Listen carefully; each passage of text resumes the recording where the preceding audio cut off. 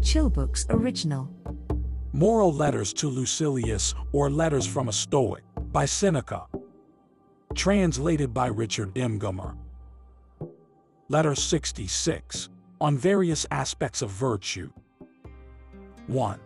I have just seen my former schoolmate Clarenus for the first time in many years. You need not wait for me to add that he is an old man. But I assure you that I found him hale in spirit and sturdy, although he is wrestling with a frail and feeble body. For nature acted unfairly when she gave him a poor domicile for so rare a soul. Or perhaps it was because she wished to prove to us that an absolutely strong and happy mind can lie hidden under any exterior. Be that as it may, Clarenus overcomes all these hindrances, and by despising his own body has arrived at a stage where he can despise other things also. 2. The poet who sang worth shows more pleasing in a form that's fair is, in my opinion, mistaken. For virtue needs nothing to set it off. It is its own great glory, and it hallows the body in which it dwells.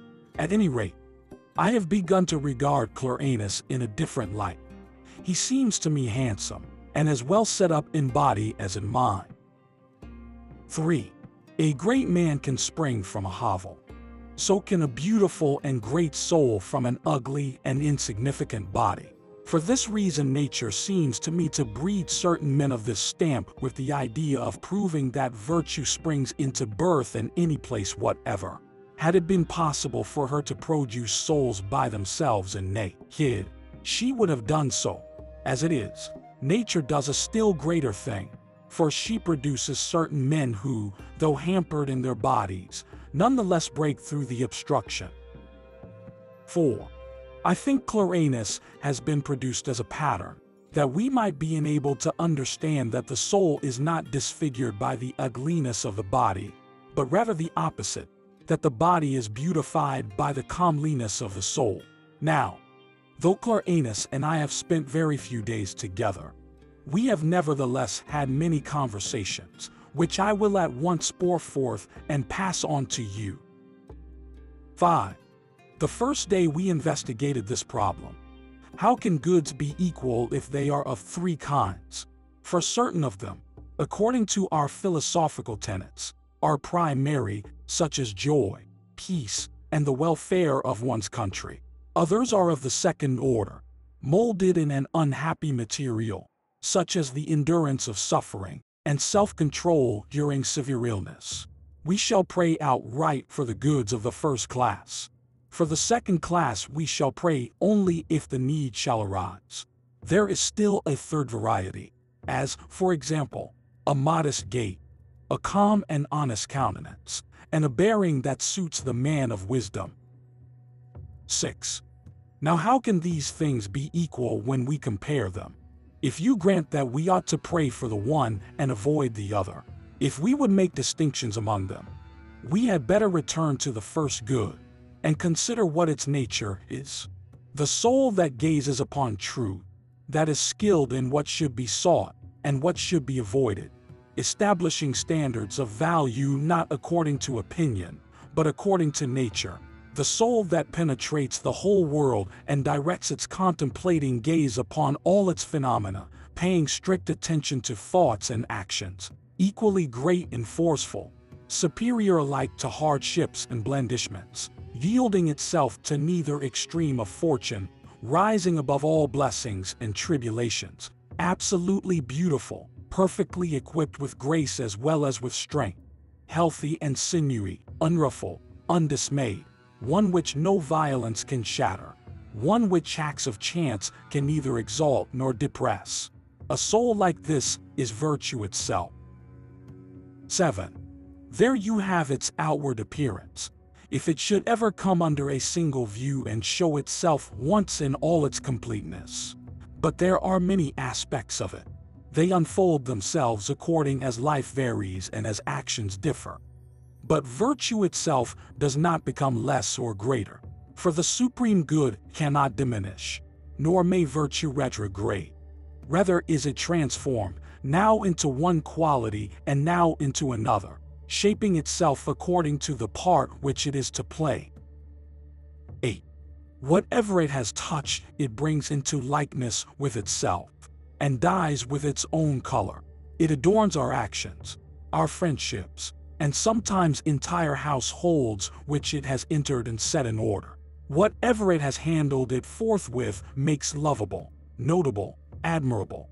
Therefore the power and the greatness of virtue cannot rise to greater heights, because increase is denied to that which is superlatively great. You will find nothing straighter than the straight, nothing truer than the truth, and nothing more temperate than that which is temperate. 9. Every virtue is limitless, for limits depend upon definite measurements. Constancy cannot advance further, any more than fidelity, or truthfulness, or loyalty. What can be added to that which is perfect? Nothing otherwise that was not perfect, to which something has been added. Nor can anything be added to virtue either, for if anything can be added thereto, it must have contained a defect. Honor, also, permits of no addition, for it is honorable because of the very qualities which I have mentioned. What then? Do you think that propriety, justice, lawfulness, do not also belong to the same type, and that they are kept within fixed limits? The ability to increase is proof that a thing is still imperfect. 10. The good, in every instance, is subject to these same laws. The advantage of the state and that of the individual are yoked together. Indeed, it is as impossible to separate them as to separate the commendable from the desirable. Therefore, virtues are mutually equal, and so are the works of virtue, and all men who are so fortunate as to possess these virtues. 11. But, since the virtues of plants and of animals are perishable, they are also frail and fleeting and uncertain. They spring up, and they sink down again. And for this reason they are not rated at the same value. But to human virtues only one rule applies. For right reason is single and of but one kind. Nothing is more divine than the divine, or more heavenly than the heavenly. 12. Mortal things decay, fall, are worn out, grow up, are exhausted, and replenish. Hence, in their case, in view of the uncertainty of their lot, there is inequality. But of things divine the nature is one. Reason, however, is nothing else than a portion of the divine spirit set in a human body. If reason is divine, and the good in no case lacks reason, then the good in every case is divine. And furthermore, there is no distinction between things divine. Hence there is none between goods either. Therefore it follows that joy and a brave and yielding endurance of torture are equal goods.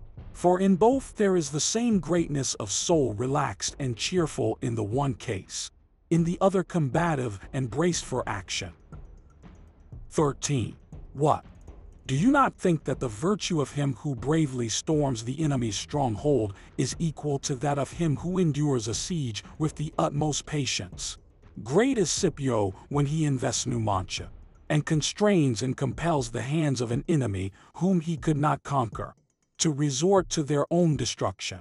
Great also are the souls of the defenders, men who know that, as long as the path to death lies open, the blockade is not complete. Men who breathe their last in the arms of liberty. In like manner, the other virtues are also equal as compared with one another. Tranquility, simplicity, generosity, constancy, equanimity, endurance. For underlying them all is a single virtue, that which renders the soul straight and unswerving. 14. What then, you say? Is there no difference between joy and unyielding endurance of pain? None at all as regards the virtues themselves. Very great, however, in the circumstances in which either of these two virtues is displayed. In the one case, there is a natural relaxation and loosening of the soul. In the other there is an unnatural pain. Hence these circumstances, between which a great distinction can be drawn, belong to the category of indifferent things, but the virtue shown in each case is equal. 15. Virtue is not changed by the matter with which it deals. If the matter is hard and stubborn, it does not make the virtue worse. If pleasant and joyous, it does not make it better. Therefore, virtue necessarily remains equal. For, in each case, what is done with equal uprightness, with equal wisdom, and with equal honor. Hence the states of goodness involved are equal, and it is impossible for a man to transcend these states of goodness by conducting himself better, either the one man in his joy, or the other amid his suffering. And two goods, neither of which can possibly be better, are equal. 16. For if things which are extrinsic to virtue can either diminish or increase virtue, then that which is honorable ceases to be the only good. If you grant this, honor has wholly perished. And why? Let me tell you, it is because no act is honorable that is done by an unwilling agent, that is compulsory. Every honorable act is voluntary. Alloy it with reluctance, complaints, cowardice, or fear, and it loses its best characteristic self-approval. That which is not free cannot be honorable, for fear means slavery. 17. The honorable is wholly free from anxiety and is calm. If it ever objects, laments, or regards anything as an evil, it becomes subject to disturbance and begins to flounder about amid great confusion. For on one side the semblance of right calls to it, on the other the suspicion of evil drags it back. Therefore, when a man is about to do something honorable, he should not regard any obstacles as evils, even though he regard them as inconvenient, but he should will to do the deed, and do it willingly. For every honorable act is done without commands or compulsion. It is unalloyed and contains no admixture of evil. 18. I know what you may reply to me at this point. Are you trying to make us believe that it does not matter whether a man feels joy, or whether he lies upon the rack and tires out his torturer? I might say in answer, Epicurus also maintains that the wise man, though he is being burned in the bulla phalaris, will cry out, "'Tis pleasant, and concerns me not at all." Why need you wonder? If I maintain that he who reclines at a banquet and the victim who stoutly withstands torture possess equal goods, when Epicurus maintains a thing that is harder to believe, namely, that it is pleasant to be roasted in this way. 19. But the reply which I do make is that there is great difference between joy and pain. If I am asked to choose, I shall seek the former and avoid the latter. The former is according to nature, the latter contrary to it. So long as they are rated by this standard, there is a great gulf between.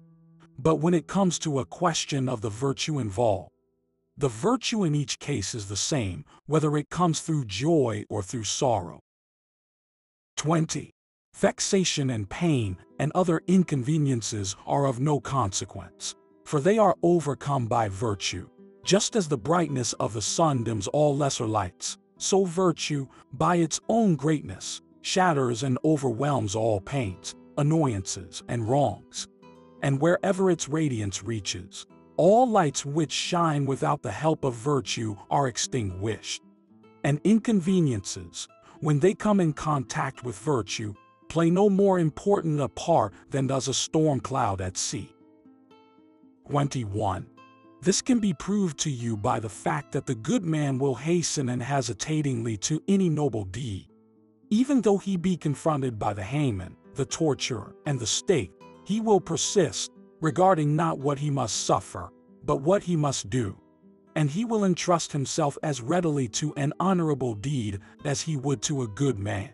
He will consider it advantageous to himself, safe, propitious, and he will hold the same view concerning an honorable deed, even though it be fraught with sorrow and hardship, as concerning a good man who is poor or wasting away in exile. 22. Come now, contrast a good man who is rolling in wealth with a man who has nothing, except that in himself he has all things. They will be equally good, though they experience unequal fortune. This same standard, as I have remarked, is to be applied to things as well as to men. Virtue is just as praiseworthy if it dwells in a sound and free body, as in one which is sickly or in bondage. 23. Therefore, as regards your own virtue also, you will not praise it any more, if fortune has favored it by granting you a sound body, than if fortune has endowed you with a body that is crippled in some member, since that would mean rating a master low because he is dressed like a slave. For all those things over which chance holds sway are chattels: money, person, position. They are weak, shifting, prone to perish, and of uncertain tenure. On the other hand, the works of virtue are free and unsubdued, neither more worthy to be sought when fortune treats them kindly, nor less worthy when any adversity weighs upon them. 24. Now friendship in the case of men corresponds to desirability in the case of things. You would not, I fancy, love a good man if he were rich any more than if he were poor, nor would you love a strong and muscular person more than one who was slender and of delicate constitution. Accordingly, neither will you seek or love a good thing that is mirthful and tranquil more than one that is full of perplexity and toil. 25. Or, if you do this, you will, in the case of two equally good men, care more for him who is neat and well-groomed than for him who is dirty and unkempt. You would next go so far as to care more for a good man who is sound in all his limbs and without blemish, than for one who is weak or purblind. And gradually your fastidiousness would reach such a point that, of two equally just and prudent men, you would choose him who has long curling hair. Whenever the virtue in each one is equal, the inequality in their other attributes is not apparent, for all other things are not parts, but merely accessories. 26. Would any man judge his children so unfairly as to care more for a healthy son than for one who was sickly, or for a tall child of unusual stature more than for one who was short or of middling height? Wild beasts show no favoritism among their offspring. They lie down in order to suckle all alike. Birds make fair distribution of their food. Ulysses hastens back to the rocks of his Ithaca as eagerly as Agamemnon speeds to the kingly walls of Mycenae. For no man loves his native land because it is great. He loves it because it is his own. 27. And what is the purpose of all this? That you may know that virtue regards all her works in the same light, as if they were her children, showing equal kindness to all, and still deeper kindness to those which encounter hardships. For even parents lean with more affection towards those of their offspring for whom they feel pity. Virtue, too, does not necessarily love more deeply those of her works which she beholds in trouble and under heavy burdens, but, like good parents, she gives them more of her fostering care. 28. Why is no good greater than any other good? It is because nothing can be more fitting than that which is fitting, and nothing more level than that which is level. You cannot say that one thing is more equal to a given object than another thing. Hence also nothing is more honorable than that which is honorable. 29.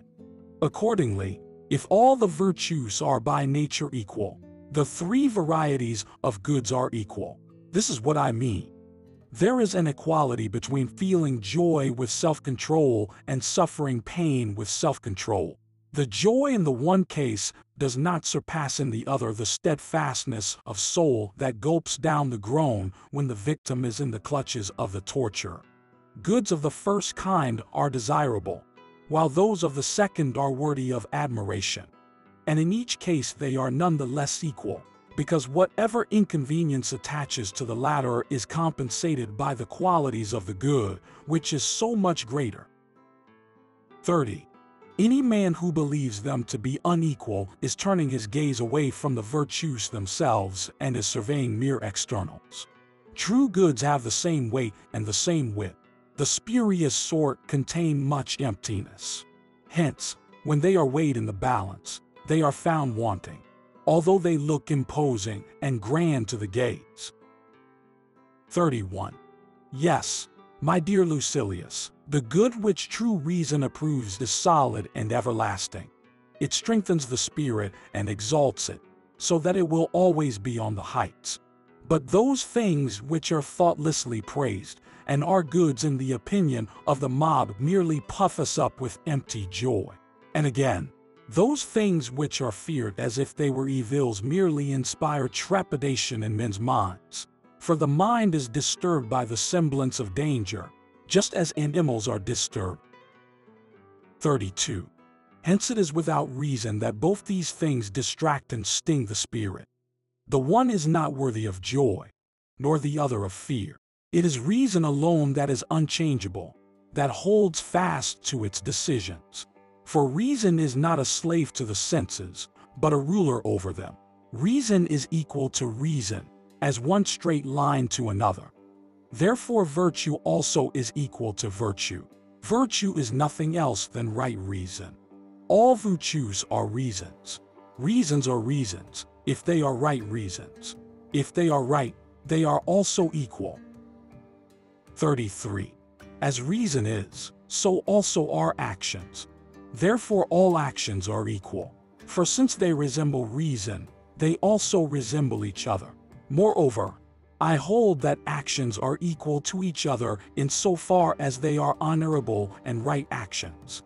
There will be, of course, great differences according as the material varies, as it becomes now broader and now narrower, now glorious and now base, now manifold in scope and now limited. However, that which is best in all these cases is equal. They are all honorable. 34. In the same way, all good men, in so far as they are good, are equal. There are, indeed, differences of age. One is older, another younger. Of body, one is comely, another is ugly. Of fortune, this man is rich, that man poor. This one is influential, powerful, and well known to cities and peoples. That man is unknown to most, and is obscure. But all, in respect of that wherein they are good, are equal. 35.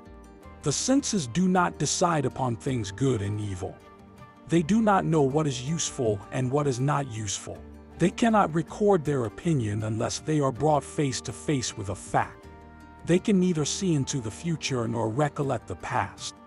And they do not know what results from what. But it is from such knowledge that a sequence and succession of actions is woven, and a unity of life is created, a unity which will proceed in a straight course.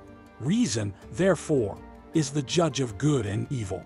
That which is foreign and external she regards as dross, and that which is neither good nor evil she judges as merely accessory, insignificant and trivial. For all her good resides in the soul. 36. But there are certain goods which reason regards as primary, to which she addresses herself purposely. These are, for example, victory, good children, and the welfare of one's country. Certain others she regards as secondary. These become manifest only in adversity. For example, equanimity in enduring severe illness or exile. Certain goods are indifferent. These are no more according to nature than contrary to nature, as, for example, a discreet gait and a sedate posture in a chair. For sitting is an act that is not less according to nature than standing or walking. 37. The two kinds of goods which are of a higher order are different.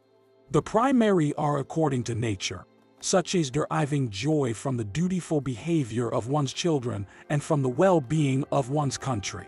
The secondary are contrary to nature, such as fortitude in resisting torture or in enduring thirst when illness makes the vitals feverish.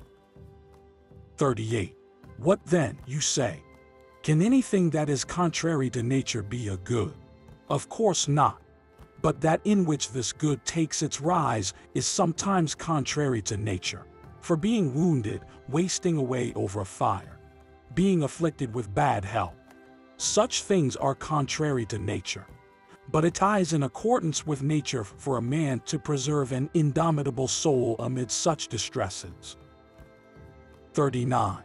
To explain my thought briefly, The material with which a good is concerned is sometimes contrary to nature, but a good itself never is contrary, since no good is without reason, and reason is in accordance with nature. What, then, you ask, is reason? It is copying nature. And what, you say, is the greatest good that man can possess? It is to conduct oneself according to what nature wills. 40. There is no doubt, says the objector, that peace affords more happiness when it has not been assailed than when it has been recovered at the cost of great slaughter. There is no doubt also, he continues, that health which has not been impaired affords more happiness than health which has been restored to soundness by means of force, as it were, and by endurance of suffering, after serious illnesses that threaten life itself. And similarly, there will be no doubt that joy is a greater good than a soul's struggle to endure to the bitter end the torments of wounds or burning at the stake. 41. By no means. For things that result from hazard admit of wide distinctions, since they are rated according to their usefulness in the eyes of those who experience them. But with regard to goods, the only point to be considered is that they are in agreement with nature. And this is equal in the case of all goods. When at a meeting of the Senate we vote in favor of someone's motion, it cannot be said, is more in accord with the motion than B. All alike vote for the same motion. I make the same statement with regard to virtues, they are all in accord with nature. And I make it with regard to goods also, they are all in accord with nature. 42. One man dies young, another in old age, and still another in infancy, having enjoyed nothing more than a mere glimpse out into life. They have all been equally subject to death, even though death has permitted the one to proceed farther along the pathway of life, has cut off the life of the second in his flower, and has broken off the life of the third at its very beginning. 43. Some get their release at the dinner table. Others extend their sleep into the sleep of death. Some are blotted out during dissipation. Now contrast with these persons individuals who have been pierced by the sword, or bitten to death by snakes, or crushed in ruins, or tortured piecemeal out of existence by the prolonged twisting of their sinews. Some of these departures may be regarded as better, some as worse. But the act of dying is equal in all. The methods of ending life are different, but the end is one and the same. Death has no degrees of greater or less, for it has the same limit in all instances, the finishing of life. 44. The same thing holds true, I assure you, concerning goods. You will find one amid circumstances of pure pleasure, another amid sorrow and bitterness.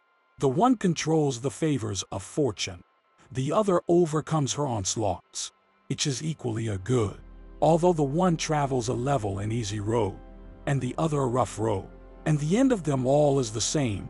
They are goods, they are worthy of praise, they accompany virtue and reason.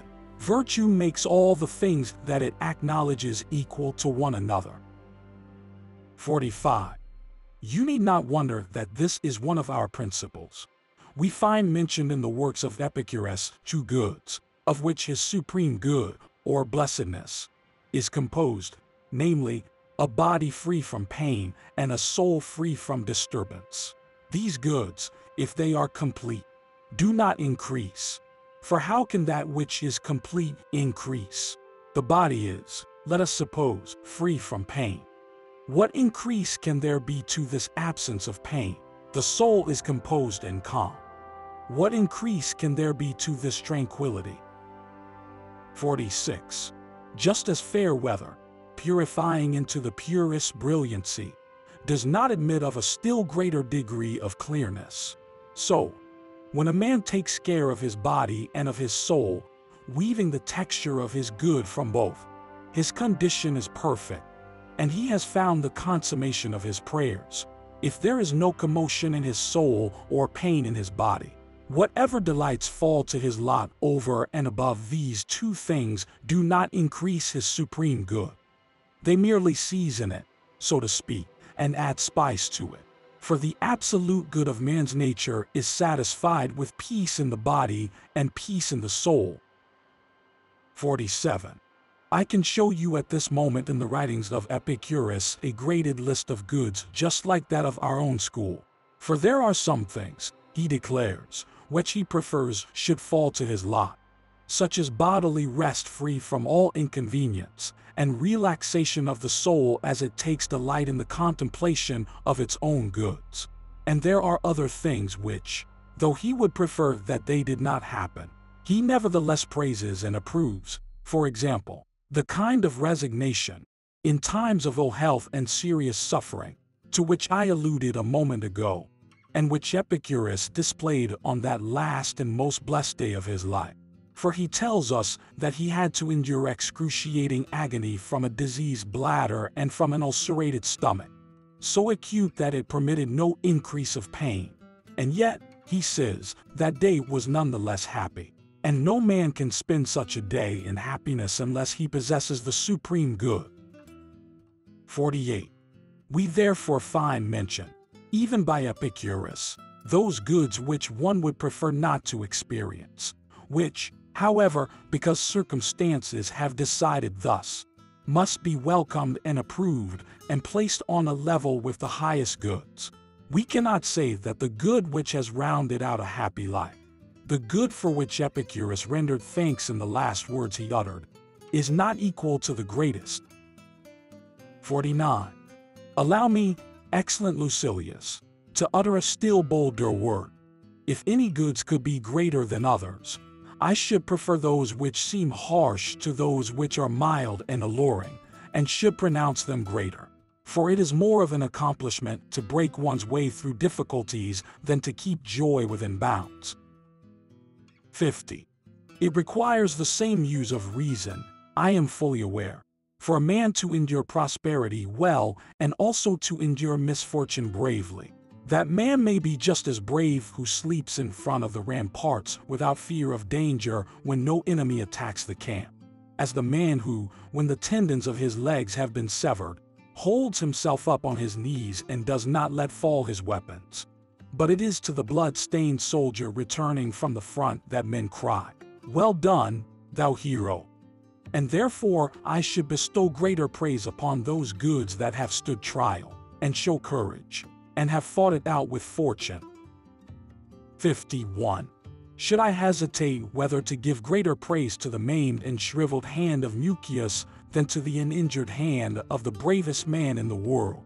There stood Mucius, despising the enemy and despising the fire, and watched his hand as it dripped blood over the fire on his enemy's altar, until Porsenna, envying the fame of the hero whose punishment he was advocating, ordered the fire to be removed against the will of the victim. 52.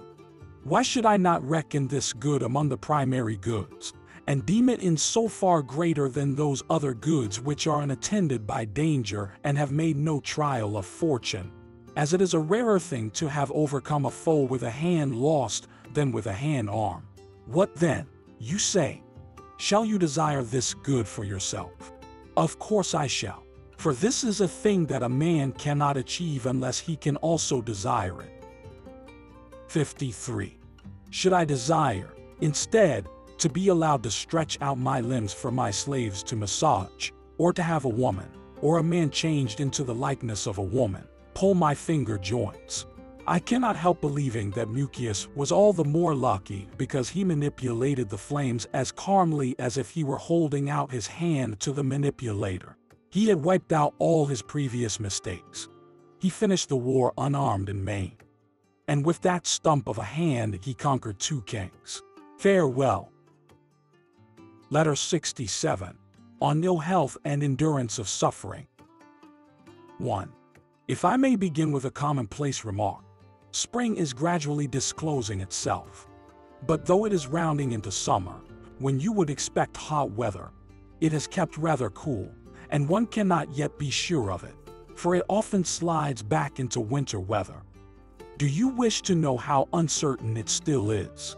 I do not yet trust myself to a bath which is absolutely cold. Even at this time I break its chill.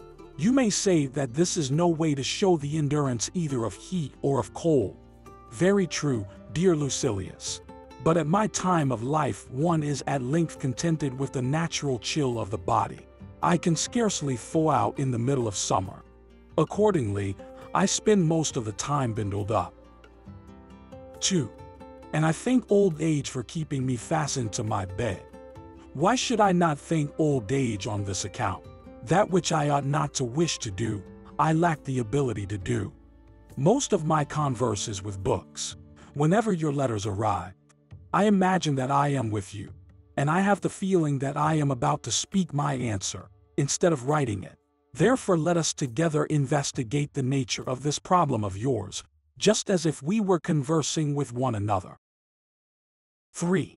You ask me whether every good is desirable. You say, if it is a good to be brave under torture, to go to the stake with a stout heart, to endure illness with resignation, it follows that these things are desirable. But I do not see that any of them is worth praying for. At any rate, I have as yet known of no man who has paid a vow by reason of having been cut to pieces by the rod, or twisted out of shape by the gout, or made taller by the rack. 4. My dear Lucilius, you must distinguish between these cases. You will then comprehend that there is something in them that is to be desired. I should prefer to be free from torture. But if the time comes when it must be endured, I shall desire that I may conduct myself therein with bravery, honor, and courage. Of course I prefer that war should not occur. But if war does occur, I shall desire that I may nobly endure the wounds, the starvation, and all that the exigency of war brings. Nor am I so mad as to crave illness. But if I must suffer illness, I shall desire that I may do nothing which shows lack of restraint, and nothing that is unmanly.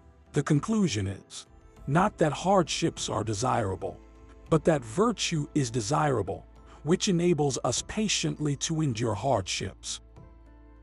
5. Certain of our school think that, of all such qualities, a stout endurance is not desirable, though not to be deprecated either, because we ought to seek by prayer only the good which is unalloyed, peaceful, and beyond the reach of trouble. Personally, I do not agree with them. And why? First, because it is impossible for anything to be good without being also desirable. Because, again, if virtue is desirable, and if nothing that is good lacks virtue, then everything good is desirable. And lastly, because a brave endurance even under torture is desirable. 6. At this point I ask you, is not bravery desirable? And yet bravery despises and challenges danger. The most beautiful and most admirable part of bravery is that it does not shrink from the stake, advances to meet wounds, and sometimes does not even avoid the spear, but meets it with opposing breast. If bravery is desirable, so is patient endurance of torture. For this is a part of bravery. Only sift these things, as I have suggested. Then there will be nothing which can lead you astray. For it is not mere endurance of torture, but brave endurance, that is desirable. I therefore desire that brave endurance. And this is virtue. 7. But, you say, whoever desired such a thing for himself. Some prayers are open and outspoken, when the requests are offered specifically. Other prayers are indirectly expressed, when they include many requests under one title. For example, I desire a life of honor. Now a life of honor includes various kinds of conduct. It may include the chest in which Regulus was confined, or the wound of Cato which was torn open by Cato's own hand, or the exile of Rutilius, or the cup of poison which removed Socrates from jail to heaven. Accordingly, in praying for a life of honor, I have prayed also for those things without which, on some occasions, life cannot be honorable. 8. O thrice and 4 times blessed were they, who underneath the lofty walls of Troy, met happy death before their parents' sides. What does it matter whether you offer this prayer for some individual, or admit that it was desirable in the past? 9. Decius sacrificed himself for the state.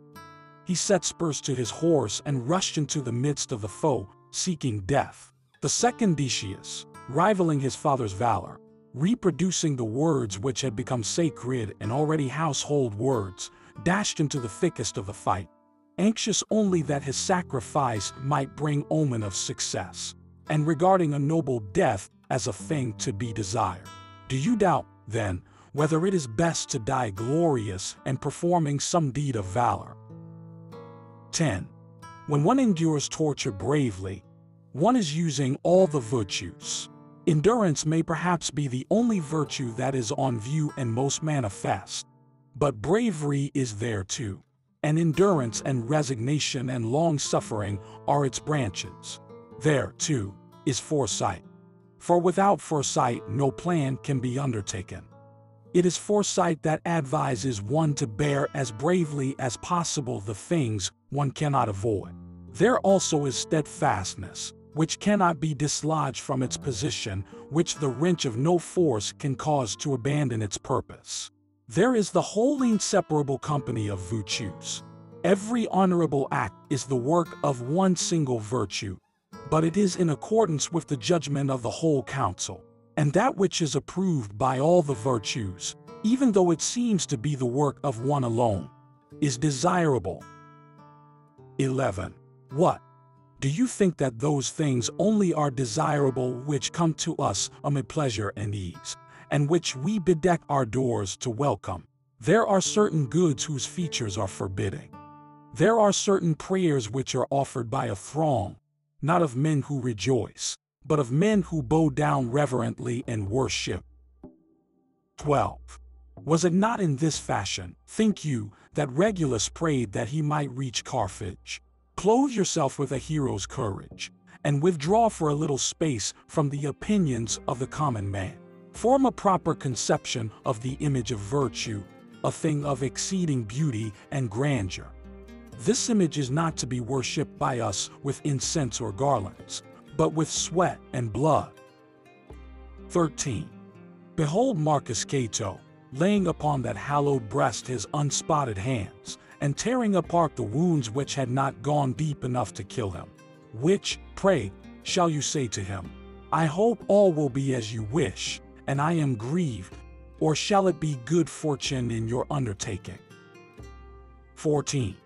In this connection I think of our friend Demetrius, who calls an easy existence, untroubled by the attacks of fortune, a dead sea. If you have nothing to stir you up and rouse you to action, nothing which will test your resolution by its threats and hostilities, if you recline in unshaken comfort, it is not tranquility. It is merely a flat calm. 15. The Stoic Attalus was wont to say, I should prefer that fortune keep me in her camp rather than in the lap of luxury. If I am tortured, but bear it bravely, all is well. If I die, but die bravely, it is also well. Listen to Epicurus. He will tell you that it is actually pleasant. I myself shall never apply an effeminate word to an act so honorable and austere. If I go to the stake, I shall go unbeaten. 16. Why should I not regard this as desirable, not because the fire burns me, but because it does not overcome me? Nothing is more excellent or more beautiful than virtue. Whatever we do in obedience to her orders is both good and desirable. Farewell. Letter 68. On Wisdom and Retirement. 1. I fall in with your plan. Retire and conceal yourself in repose, but at the same time conceal your retirement also. In doing this, you may be sure that you will be following the example of the Stoics, if not their precept, but you will be acting according to their precept also. You will thus satisfy both yourself and any Stoic you please. 2. We Stoics do not urge men to take up public life in every case, or at all times, or without any qualification. Besides, when we have assigned to our wise man that field of public life which is worthy of him, in other words, the universe, he is then not apart from public life. Even if he withdraws, Nay, perhaps he has abandoned only one little corner thereof and has passed over into greater and wider regions. And when he has been set in the heavens, he understands how lowly was the place in which he sat when he mounted the curule chair or the judgment seat. Lay this to heart, that the wise man is never more active in affairs than when things divine as well as things human have come within his ken. 3. I now return to the advice which I set out to give you, that you keep your retirement in the background. There is no need to fasten a placard upon yourself with the words, philosopher and quietist. Give your purpose some other name. Call it ill health and bodily weakness, or mere laziness. To boast of our retirement is but idle self-seeking. 4. Certain animals hide themselves from discovery by confusing the marks of their footprints in the neighborhood of their lairs. You should do the same. Otherwise, there will always be someone dogging your footsteps. Many men pass by that which is visible, and peer after things hidden and concealed. A locked room invites the thief. Things which lie in the open appear cheap. The housebreaker passes by that which is exposed to view. This is the way of the world, and the way of all ignorant men. They crave to burst in upon hidden things. It is therefore best not to vaunt one's retirement. 5. It is, however, a sort of vaunting to make too much of one's concealment and of one's withdrawal from the sight of men. So-and-so has gone into his retreat at Tarentum. That other man has shut himself up at Naples. This third person for many years has not crossed the threshold of his own house. To advertise one's retirement is to collect a crowd. 6. When you withdraw from the world, your business is to talk with yourself, not to have men talk about you. But what shall you talk about? Do just what people are fond of doing when they talk about their neighbors. Speak ill of yourself when by yourself. Then you will become accustomed both to speak and to hear the truth. Above all, however, ponder that which you come to feel is your greatest weakness. 7. Each man knows best the defects of his own body. And so one relieves his stomach by vomiting. Another props it up by frequent eating. Another drains and purges his body by periodic fasting. Those whose feet are visited by pain abstain either from wine or from the bath. In general, men who are careless in other respects go out of their way to relieve the disease which frequently afflicts them. So it is with our souls. There are in them certain parts which are, so to speak, on the sick list, and to these parts the cure must be applied. 8. What, then, am I myself doing with my leisure? I am trying to cure my own sores. If I were to show you a swollen foot, or an inflamed hand, or some shriveled sinews in a withered leg, you would permit me to lie quiet in one place and to apply lotions to the diseased member. But my trouble is greater than any of these, and I cannot show it to you. The abscess, or ulcer, is deep within my breast. Pray, do not commend me. Do not say, "What a great man. He has learned to despise all things." Condemning the madnesses of man's life, he has made his escape. I have condemned nothing except myself. 9. There is no reason why you should desire to come to me for the sake of making progress. You are mistaken if you think that you will get any assistance from this quarter. It is not a physician that dwells here, but a sick man. I would rather have you say, on leaving my presence, I used to think him a happy man and a learned one, and I had pricked up my ears to hear him. But I have been defrauded. I have seen nothing, heard nothing which I craved and which I came back to hear. If you feel thus and speak thus, some progress has been made. I prefer you to pardon rather than envy my retirement. 10. Then you say, is it retirement, Seneca, that you are recommending to me? You will soon be falling back upon the maxims of Epicurus. I do recommend retirement to you, but only that you may use it for greater and more beautiful activities than those which you have resigned.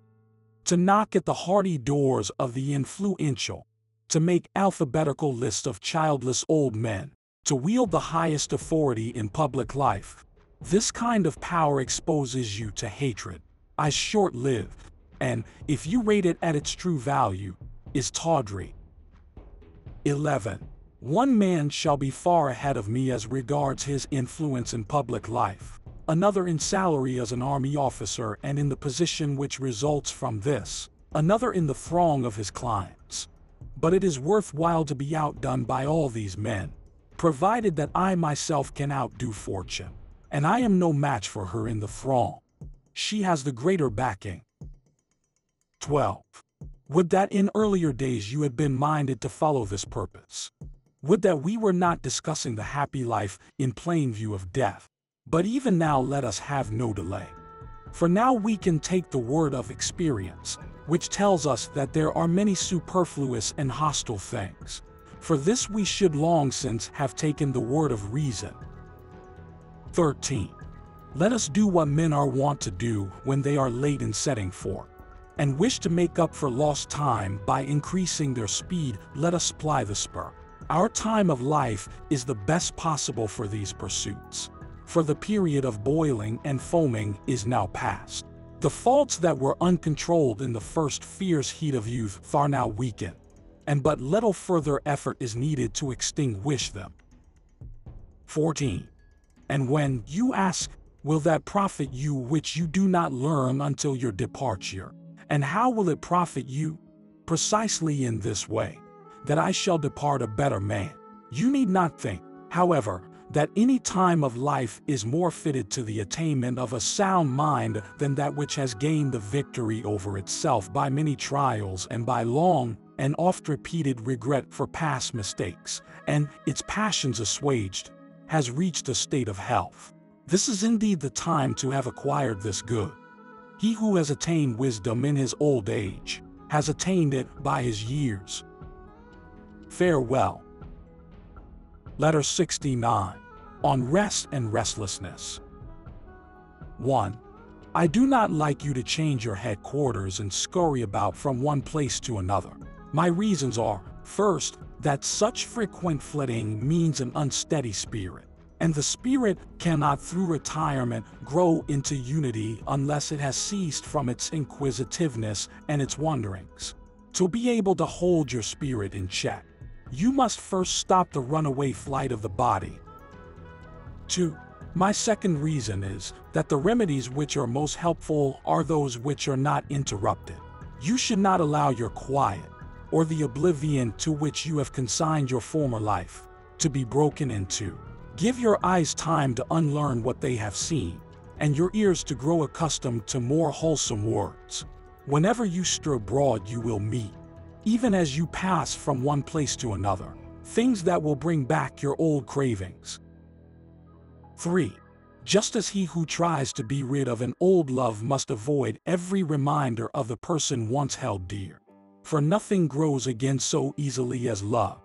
Similarly, he who would lay aside his desire for all the things which he used to crave so passionately must turn away both eyes and ears from the objects which he has abandoned.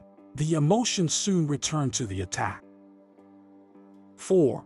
At every turn they will notice before their eyes an object worth their attention. There is no evil that does not offer inducements.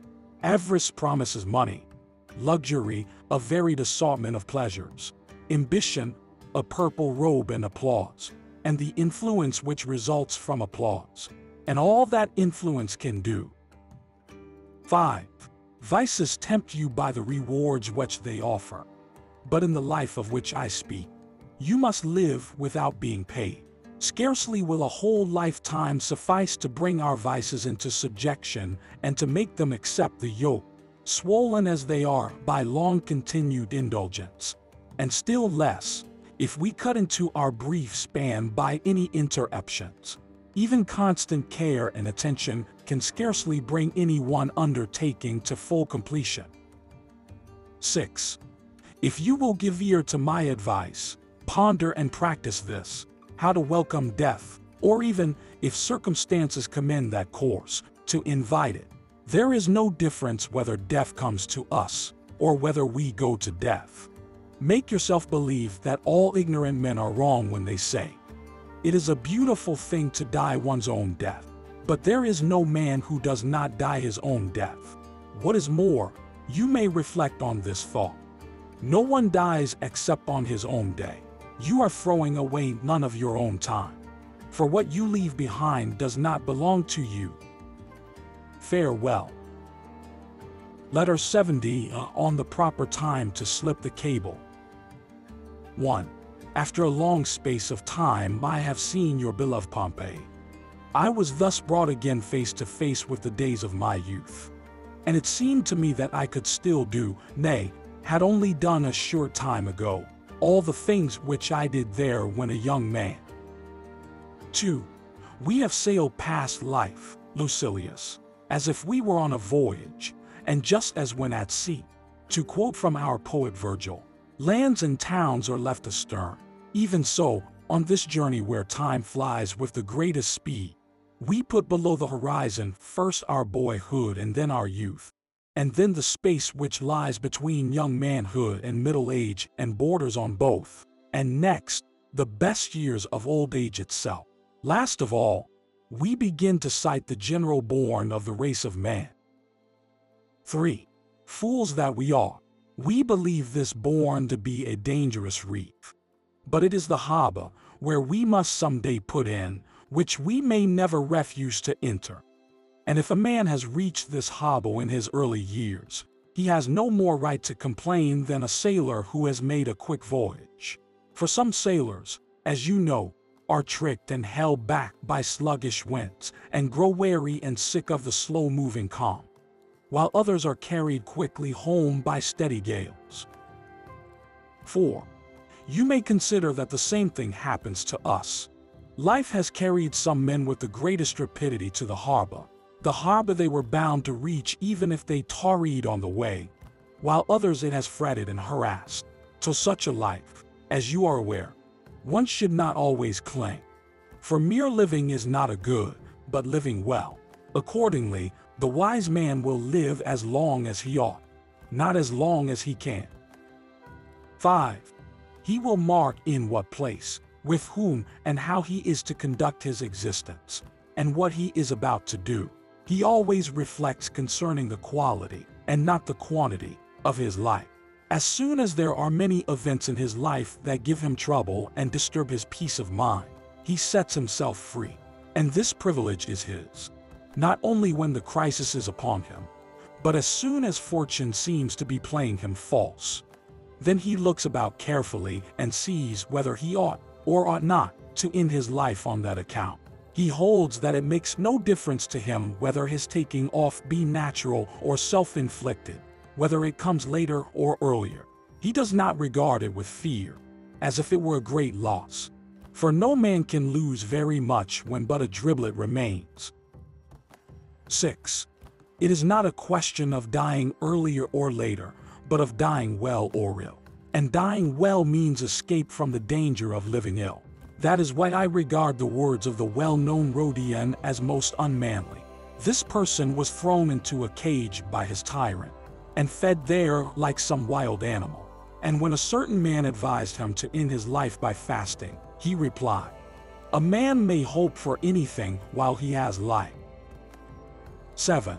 This may be true, but life is not to be purchased at any price. No matter how great or how well assured certain rewards may be, I shall not strive to attain them at the price of a shameful confession of weakness. Shall I reflect that fortune has all power over one who lives, rather than reflect that she has no power over one who knows how to die? 8.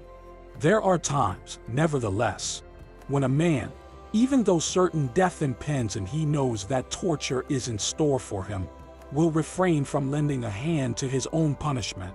To himself, however, he would lend a hand. It is folly to die through fear of dying. The executioner is upon you. Wait for him. Why anticipate him? Why assume the management of a cruel task that belongs to another? Do you grudge your executioner his privilege, or do you merely relieve him of his task?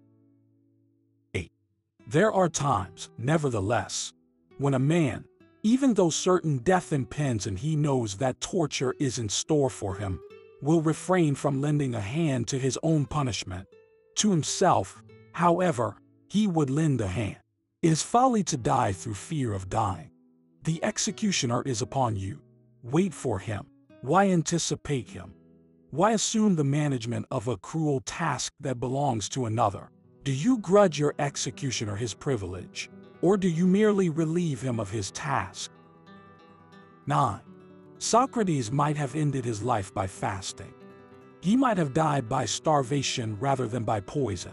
But instead of this, he spent 30 days in prison awaiting death. Not with the idea everything may happen, or so long an interval has room for many a hope, but in order that he might show himself submissive to the laws and make the last moments of Socrates an edification to his friends. What would have been more foolish than to scorn death, and yet fear poison? 10. Scribonia, a woman of the stern old type, was an aunt of Drusus Libo.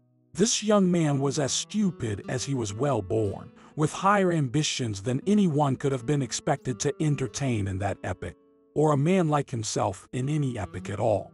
When Libo had been carried away ill from the Senate house in his letter, though certainly with a very scanty train of followers, for all his kinsfolk undutifully deserted him, when he was no longer a criminal but a corpse, he began to consider whether he should commit suicide or await death.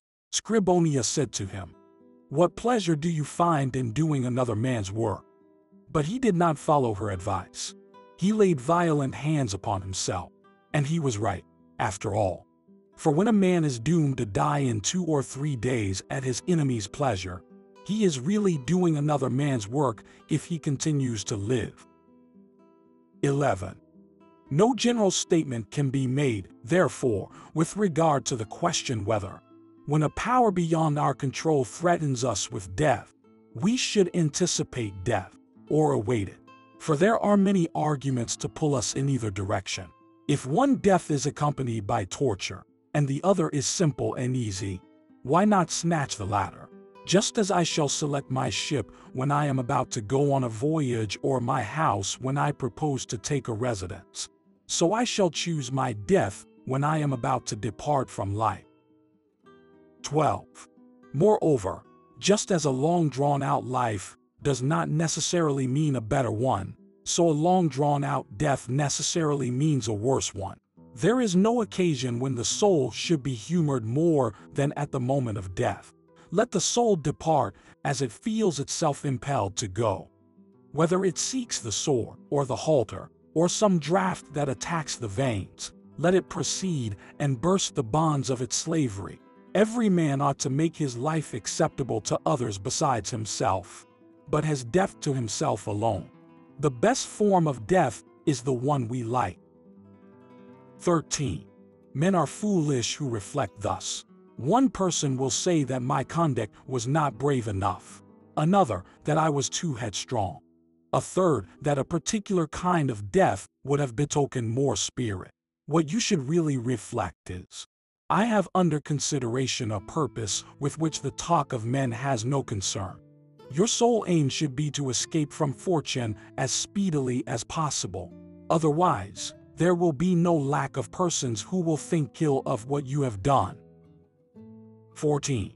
You can find men who have gone so far as to profess wisdom and yet maintain that one should not offer violence to one's own life, and hold it accursed for a man to be the means of his own destruction.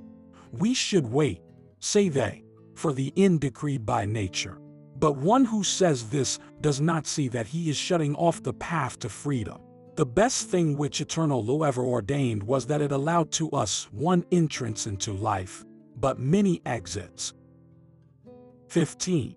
Must I await the cruelty either of disease or of man, when I can depart through the midst of torture and shake off my troubles? This is the one reason why we cannot complain of life. It keeps no one against his will. Humanity is well situated, because no man is unhappy except by his own fault. Live, if you so desire. If not, you may return to the place whence you came. 16. You have often been cupped in order to relieve headaches. You have had veins cut for the purpose of reducing your weight. If you would pierce your heart, a gaping wound is not necessary. A lancet will open the way to that great freedom, and tranquility can be purchased at the cost of a pinprick. What, then, is it which makes us lazy and sluggish?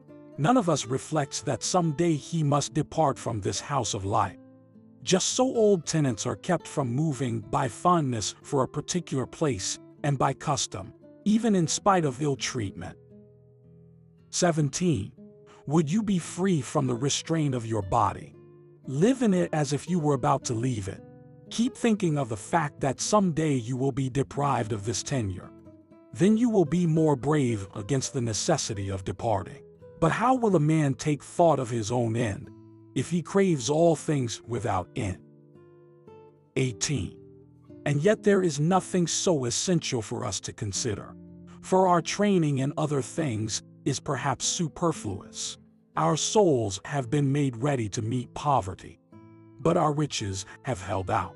We have armed ourselves to scorn pain, but we have had the good fortune to possess sound and healthy bodies, and so have never been forced to put this virtue to the test. We have taught ourselves to endure bravely the loss of those we love, but fortune has preserved to us all whom we love. 19. It is in this one matter only that the day will come which will require us to test our training. You need not think that none but great men have had the strength to burst the bonds of human servitude. You need not believe that this cannot be done except by a Cato, who with his hand dragged forth the spirit which he had not succeeded in freeing by the sword. Nay, men of the meanest lot in life have by a mighty impulse escaped to safety, and when they were not allowed to die at their own convenience, or to shoot themselves in their choice of the instruments of death, they have snatched up whatever was lying ready to hand, and by sheer strength have turned objects which were by nature harmless into weapons of their own. 20. For example, there was lately in a training school for wild beast gladiators a German who was making ready for the morning exhibition. He withdrew in order to relieve himself, the only thing which he was allowed to do in secret and without the presence of a guard. While so engaged, he seized the stick of wood, tipped with a sponge, which was devoted to the vilest uses, and stuffed it, just as it was, down his throat. Thus he blocked up his windpipe, and choked the breath from his body. That was truly to insult death. 21. Yes, indeed. It was not a very elegant or becoming way to die. But what is more foolish than to be over-nice about dying? What a brave fellow! He surely deserved to be allowed to choose his fate. How bravely he would have wielded a sword. With what courage he would have hurled himself into the depths of the sea, or down a precipice. Cut off from resources on every hand, he yet found a way to furnish himself with death, and with a weapon for death. Hence you can understand that nothing but the will need postpone death. Let each man judge the deed of this most zealous fellow as he likes, provided we agree on this point, that the foulest death is preferable to the fairest slavery. 22. Inasmuch as I began with an illustration taken from humble life, I shall keep on with that sort, for men will make greater demands upon themselves if they see that death can be despised even by the most despised class of men, the Catos, the Scipios, and the others whose names we are wont to hear with admiration, we regard as beyond the sphere of imitation. But I shall now prove to you that the virtue of which I speak is found as frequently in the gladiators' training school as among the leaders in a civil war. 23. Lately a gladiator, who had been sent forth to the morning exhibition, was being conveyed in a cart along with the other prisoners. Nodding as if he were heavy with sleep, he let his head fall over so far that it was caught in the spokes. Then he kept his body in position long enough to break his neck by the revolution of the wheel. So he made his escape by means of the very wagon which was carrying him to his punishment. 24. When a man desires to burst forth and take his departure, nothing stands in his way. It is an open space in which nature guards us, when our plight is such as to permit it. We may look about us for an easy exit. If you have many opportunities ready to hand, by means of which you may liberate yourself, you may make a selection and think over the best way of gaining freedom. But if a chance is hard to find, instead of the best, snatch the next best, even though it be something unheard of, something new. If you do not lack the courage, you will not lack the cleverness to die. 25. See how even the lowest class of slave, when suffering goads him on, is aroused and discovers a way to deceive even the most watchful guards. He is truly great who not only has given himself the order to die, but has also found the means. I have promised you, however, some more illustrations drawn from the same games. 26. During the second event in a sham sea fight, one of the barbarians sank deep into his own throat a spear which had been given him for use against his foe. "Why, oh why," he said, "have I not long ago escaped from all this torture and all this mockery? Why should I be armed and yet wait for death to come?" This exhibition was all the more striking because of the lesson men learned from it, that dying is more honorable than killing. 27. What, then? If such a spirit is possessed by abandoned and dangerous men, shall it not be possessed also by those who have trained themselves to meet such contingencies by long meditation, and by reason, the mistress of all things? It is reason which teaches us that fate has various ways of approach, but the same end, and that it makes no difference at what point the inevitable event begins. 28. Reason, too, advises us to die, if we may, according to our taste. If this cannot be, she advises us to die according to our ability, and to seize upon whatever means shall offer itself for doing violence to ourselves. It is criminal to live by robbery. But, on the other hand, it is most noble to die by robbery. Farewell. Letter 71. On the Supreme Good. 1. You are continually referring special questions to me, forgetting that a vast stretch of sea sunders us.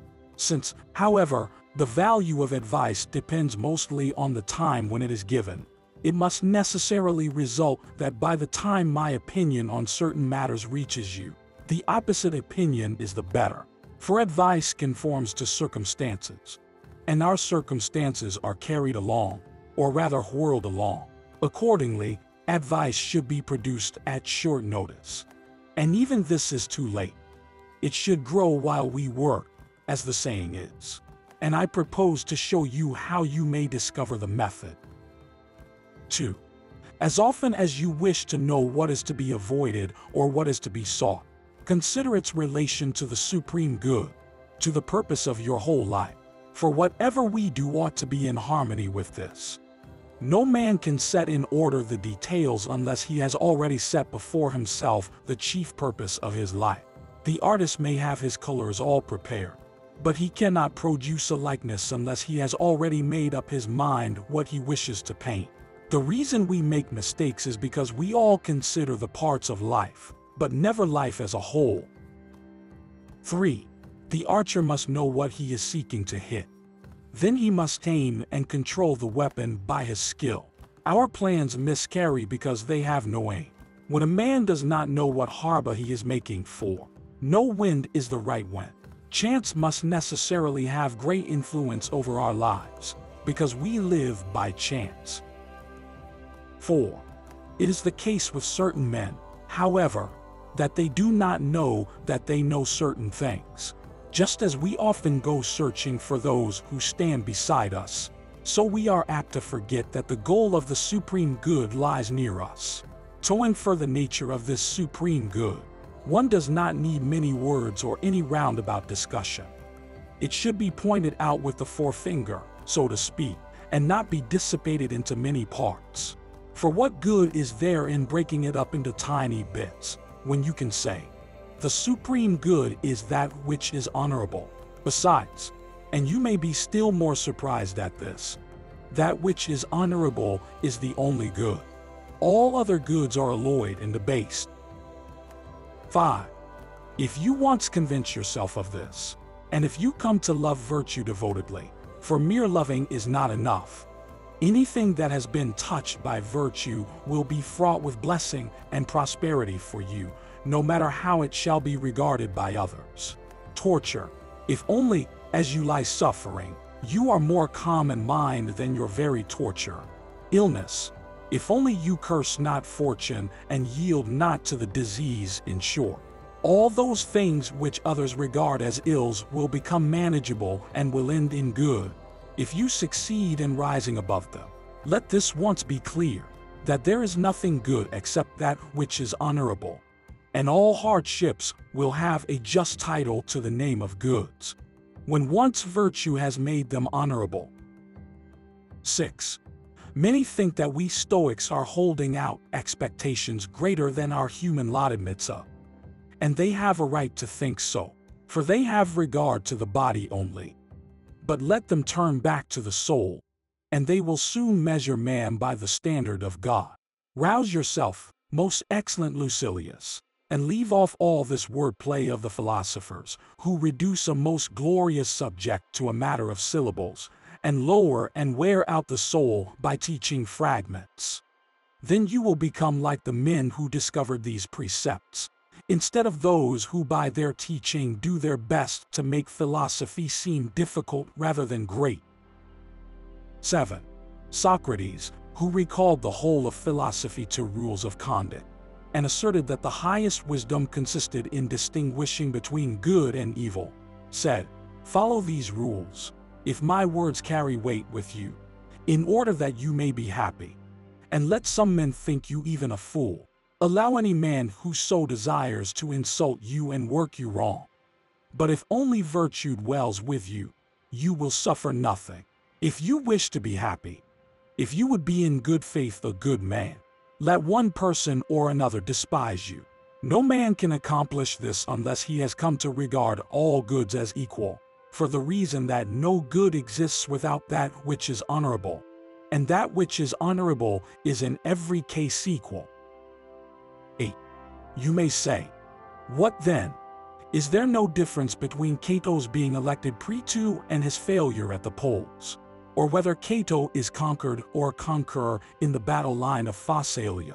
And when Cato could not be defeated, though his party met defeat, was not this goodness of his equal to that which would have been his if he had returned victorious to his native land and arranged a peace? Of course it was. For it is by the same virtue that evil fortune is overcome and good fortune is controlled. Virtue, however, cannot be increased or decreased. Its stature is uniform." 9. But, you will object, Gnaeus Pompey will lose his army. The patricians, those noblest patterns of the state's creation, and the front-rank men of Pompey's party, a senate under arms, will be routed in a single engagement. The ruins of that great oligarchy will be scattered all over the world. One division will fall in Egypt, another in Africa, and another in Spain. And the poor state will not be allowed even the privilege of being ruined once for all. 10. Yes, all this may happen.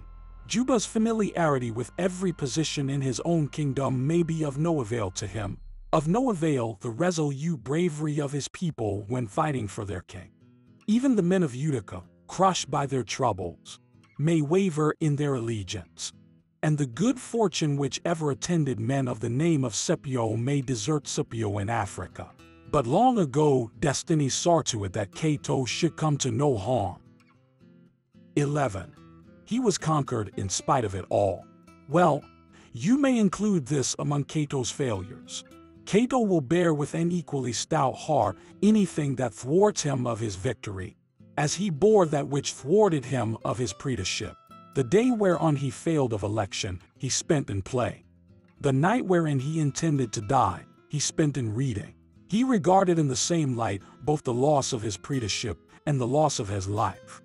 He had convinced himself that he ought to endure anything which might happen. 12. Why should he not suffer, bravely and calmly, a change in the government? For what is free from the risk of change?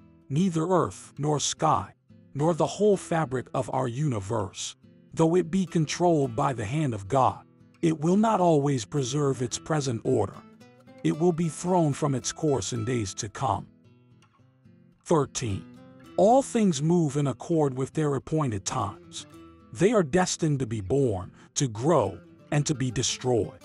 The stars which you see moving above us, and this seemingly immovable earth to which we cling and on which we are set, will be consumed and will cease to exist. There is nothing that does not have its old age. The intervals are merely unequal at which nature sends forth all these things towards the same goal.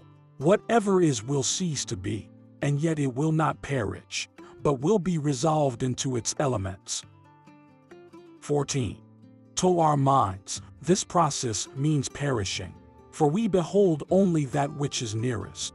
Our sluggish mind, under allegiance to the body, does not penetrate to bournes beyond. Were it not so, the mind would endure with greater courage its own ending and that of its possessions. If only it could hope that life and death, like the whole universe about us, go by turns, that whatever has been put together is broken up again, that whatever has been broken up is put together again, and that the eternal craftsmanship of God, who controls all things, is working at this task. 15. Therefore the wise man will say just what a Marcus Cato would say, after reviewing his past life. The whole race of man, both that which is and that which is to be, is condemned to die. Of all the cities that at any time have held sway over the world, and of all that have been the splendid ornaments of empires not their own, men shall someday ask where they were, and they shall be swept away by destructions of various kinds. Some shall be ruined by wars, others shall be wasted away by inactivity and by the kind of peace which ends in sloth, or by that vice which is fraught with destruction even for mighty dynasties, luxury. All these fertile plains shall be buried out of sight by a sudden overflowing of the sea, or a slipping of the soil, as it settles to lower levels, shall draw them suddenly into a yawning chasm. Why then should I be angry or feel sorrow, if I precede the general destruction by a tiny interval of time? 16. Let great souls comply with God's wishes, and suffer unhesitatingly whatever fate the law of the universe ordains. For the soul at death is either sent forth into a better life, destined to dwell with deity amid greater radiance and calm, or else, at least, without suffering any harm to itself, it will be mingled with nature again, and will return to the universe. Therefore Cato's honorable death was no less a good than his honorable life, since virtue admits of no stretching. Socrates used to say that verity and virtue were the same. Just as truth does not grow, so neither does virtue grow, for it has its due proportions and is complete. 17. You need not, therefore, wonder that goods are equal, both those which are to be deliberately chosen, and those which circumstances have imposed. For if you once adopt the view that they are unequal, deeming, for instance, a brave endurance of torture as among the lesser goods, you will be including it among the evils also. You will pronounce Socrates unhappy in his prison, Cato unhappy when he reopens his wounds with more courage than he showed in inflicting them, and Regulus the most ill-starred of all when he pays the penalty for keeping his word even with his enemies. And yet no man, even the most effeminate person in the world, has ever dared to maintain such an opinion. For though such persons deny that a man like Regulus is happy, yet for all that they also deny that he is wretched. 18. The earlier academics do indeed admit that a man is happy even amid such tortures, but do not admit that he is completely or fully happy. With this view we cannot in any wise agree, for unless a man is happy, he has not attained the supreme good. And the good which is supreme admits of no higher degree, if only virtue exists within this man, and if adversity does not impair his virtue, and if, though the body be injured, the virtue abides in harm. And it does abide, for I understand virtue to be high-spirited and exalted. so that it is aroused by anything that molests it. 19.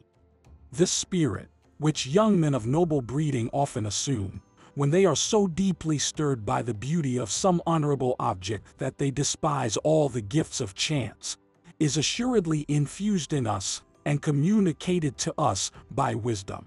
Wisdom will bring the conviction that there is but one good, that which is honorable, that this can neither be shortened nor extended, any more than a carpenter's rule, with which straight lines are tested, can be bent. Any change in the rule means spoiling the straight line. 20. Applying, therefore, this same figure to virtue, we shall say, virtue also is straight, and admits of no bending. What can be made more tense than a thing which is already rigid? Such is virtue, which passes judgment on everything. But nothing passes judgment on virtue. And if this rule, virtue, cannot itself be made more straight, neither can the things created by virtue be in one case straighter and in another less straight. For they must necessarily correspond to virtue. Hence they are equal.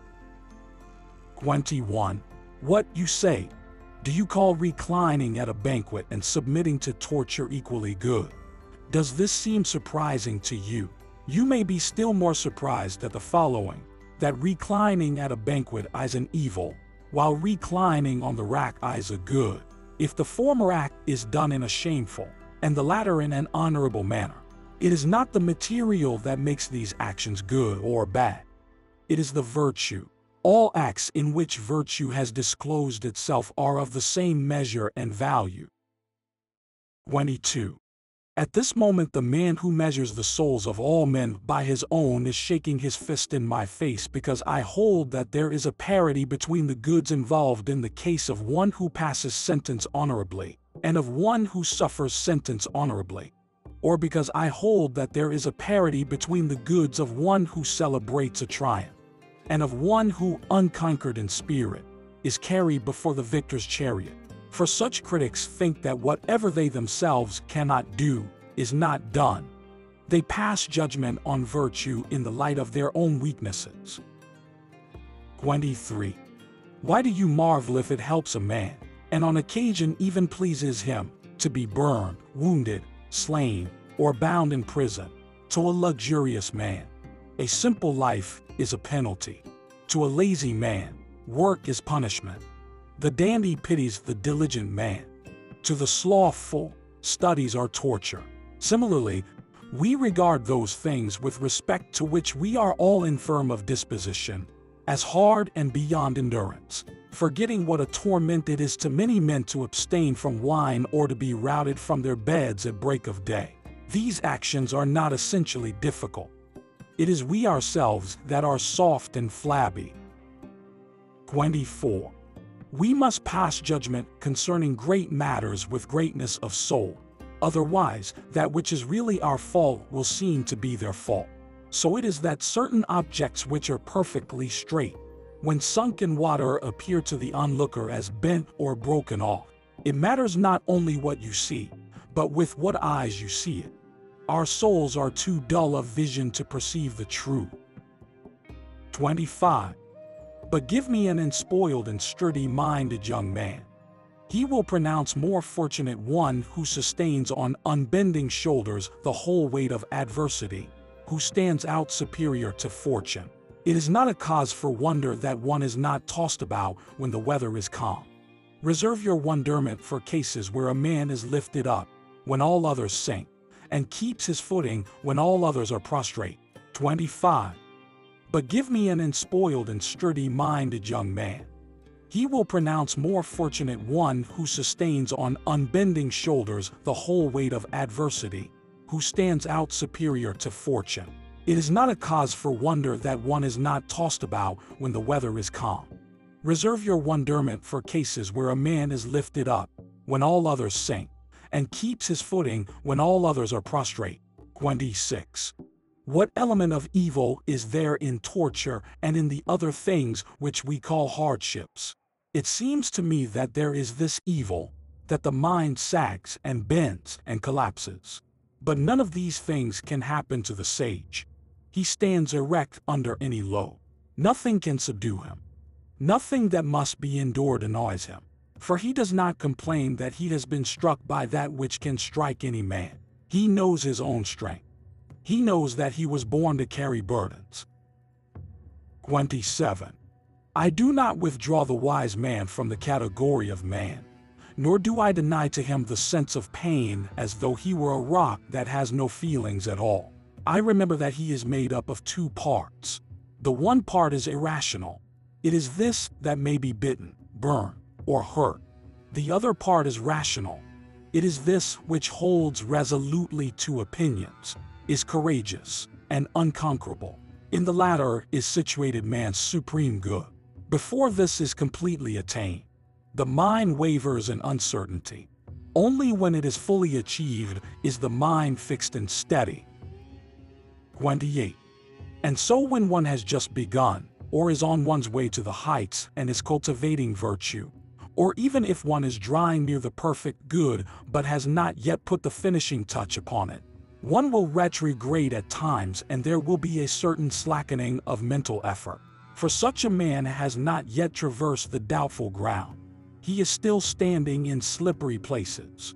But the happy man, whose virtue is complete, loves himself most of all when his bravery has been submitted to the severest test, and when he not only endures but welcomes that which all other men regard with fear, if it is the price which he must pay for the performance of a duty which honor imposes, and he greatly prefers to have men say of him, "How much more noble," rather than "how much more lucky." 29. And now I have reached the point to which your patient waiting summons me. You must not think that our human virtue transcends nature. The wise man will tremble, will feel pain, will turn pale, for all these are sensations of the body. Where, then, is the abode of utter distress, of that which is truly an evil? In the other part of us, no doubt. If it is the mind that these trials drag down, forced to a confession of its servitude, and caused to regret its existence. 30. The wise man, indeed, overcomes fortune by his virtue, but many who profess wisdom are sometimes frightened by the most unsubstantial threats. And at this stage it is a mistake on our part to make the same demands upon the wise man and upon the learner. I still exhort myself to do that which I recommend, but my exhortations are not yet followed. And even if this were the case, I should not have these principles so ready for practice, or so well trained, that they would rush to my assistance in every crisis. 31. Just as wool takes up certain colors at once, while there are others which it will not absorb unless it is soaked and steeped in them many times, so other systems of doctrine can be immediately applied by men's minds after once being accepted.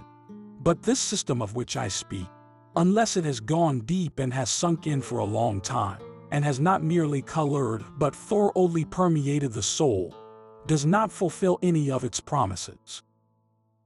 32. The matter can be imparted quickly and in very few words. Virtue is the only good. At any rate, there is no good without virtue. And virtue itself is situated in our nobler part, that is, the rational part. And what will this virtue be? A true and never swerving judgment. For therefrom will spring all mental impulses, and by its agency every external appearance that stirs our impulses will be clarified. 33. It will be in keeping with this judgment to judge all things that have been colored by virtue as goods, and as equal goods. Bodily goods are, to be sure, good for the body, but they are not absolutely good. There will indeed be some value in them, but they will possess no genuine merit, for they will differ greatly. Some will be less, others greater. 34. And we are constrained to acknowledge that there are great differences among the very followers of wisdom. One man has already made so much progress that he dares to raise his eyes and look fortune in the face, but not persistently, for his eyes soon drop, dazzled by her overwhelming splendor. Another has made so much progress that he is able to match glances with her, that is, unless he has already reached the summit and is full of confidence. 35. That which is short of perfection must necessarily be unsteady, at one time progressing, at another slipping or growing faint. And it will surely slip back unless it keeps struggling ahead. For if a man slackens at all in zeal and faithful application, he must retrograde. No one can resume his progress at the point where he left off. 36. Therefore let us press on, and persevere. There remains much more of the road than we have put behind us. But the greater part of progress is the desire to progress. I fully understand what this task is. It is a thing which I desire, and I desire it with all my heart. I see that you also have been aroused and are hastening with great zeal towards infinite beauty. Let us, then, hasten. Only on these terms will life be a boon to us. Otherwise, there is delay, and indeed disgraceful delay, while we busy ourselves with revolting things. Let us see to it that all time belongs to us. This, however, cannot be unless first of all our own selves begin to belong to us. 37. And when will it be our privilege to despise both kinds of fortune? When will it be our privilege, after all the passions have been subdued and brought under our own control, to utter the words I have conquered? Do you ask me whom I have conquered? Neither the Persians, nor the far-off Medes, nor any warlike race that lies beyond the Dahi. Not these, but greed, ambition, and the fear of death that has conquered the conquerors of the world. Farewell. Chillbooks. Audiobooks with relaxing music, visuals and subtitles to help you stay engaged.